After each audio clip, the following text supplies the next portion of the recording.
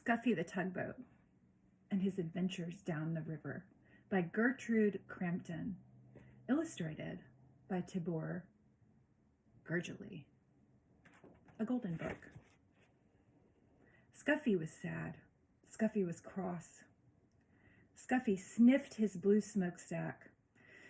A toy store is no place for a red-painted tugboat, said Scuffy, and he sniffed his blue smokestack again. I was meant for bigger things. Perhaps you would not be cross if you went sailing, said the man with the polka dot tie, who owned the shop.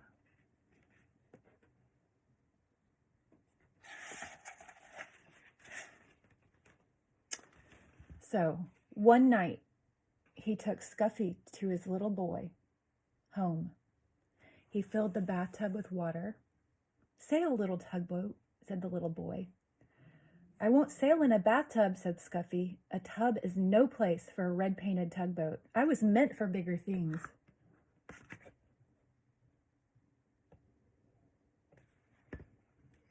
The next day, the man with the polka dot tie and his little boy carried Scuffy to a laughing brook that started high in the hills.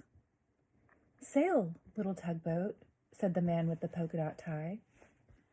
Scuffy floated on a ruffle of the brook and saw above him the smiling faces of the man with the polka dot tie and his little boy.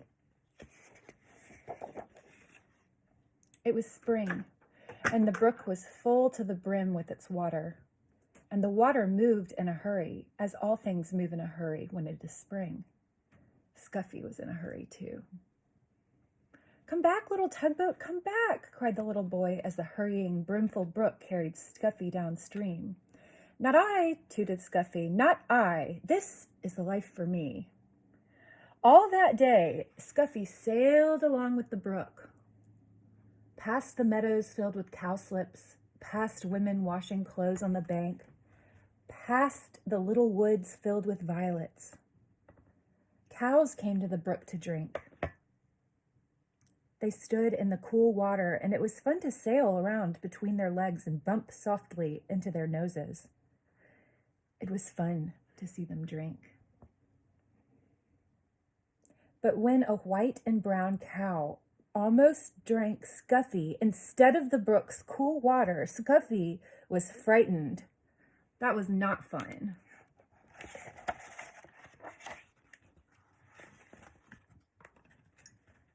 Night came, and with it, the moon. There was nothing to see but the quiet trees. This is nice, thought Scuffy. I like night. Suddenly, an owl called out. Hoot, hoot! Toot, toot, cried the frightened tugboat, and he wished he could see the smiling face of the man with the polka dot tie.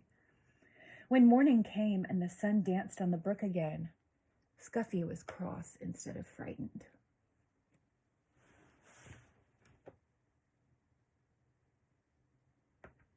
A brook is no place for a red-painted tugboat, said Scuffy.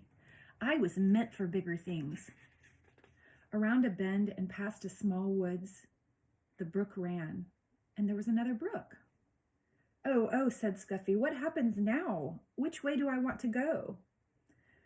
But there was only one way to go, and that was with the running water where the two brooks met.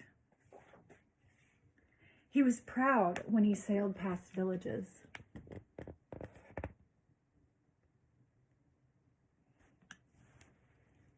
People build villages at the edge of my river, said Scuffy, and he straightened his blue smokestack. Once Scuffy's river joined a small one jammed with logs.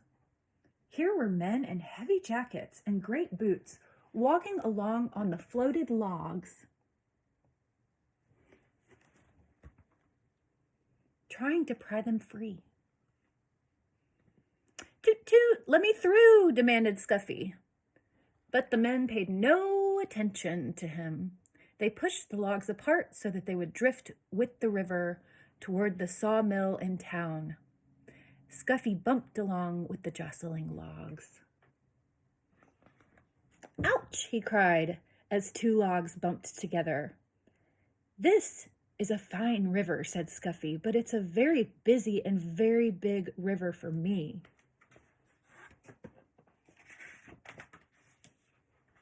He was so proud when he sailed under the bridges. My river is so wide and so deep that people must build bridges to cross it.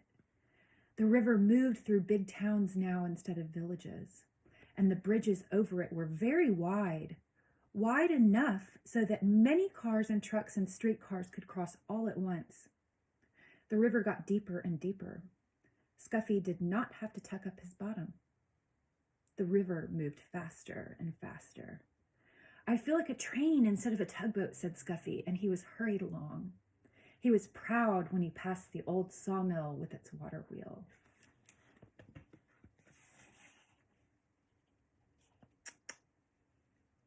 Boop, boop. Here I go.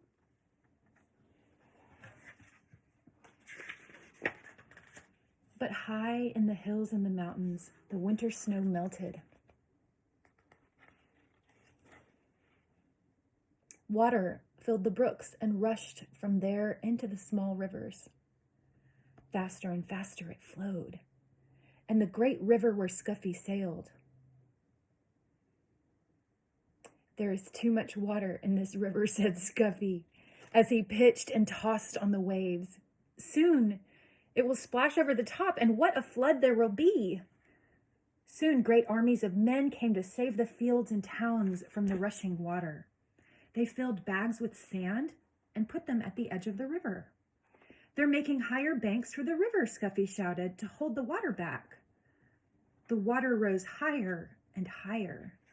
The men built the sandbags higher and higher. Higher went the river. Higher went the sandbags. At last, the water rose no more. The floodwater rushed on to the sea, and Scuffy raced along with the flood. The people in the fields and the towns were safe. On went the river to the sea. At last, Scuffy sailed into the big city.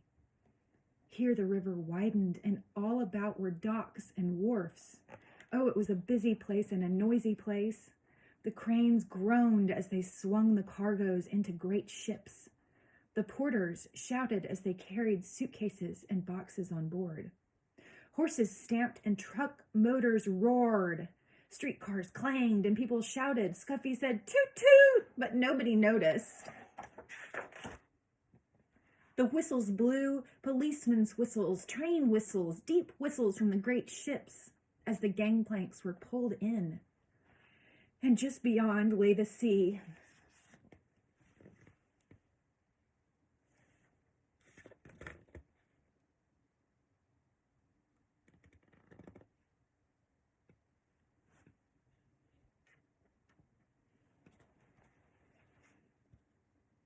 Oh, oh, cried Scuffy when he saw the sea.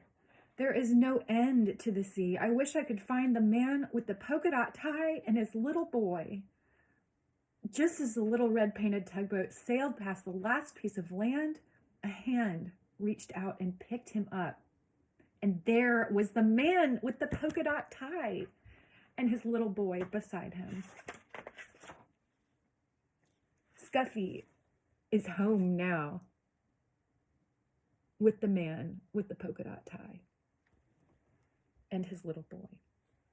He sails from one end of the bathtub to the other. This is the place for a red-painted tugboat, says Scuffy, and this is the life for me.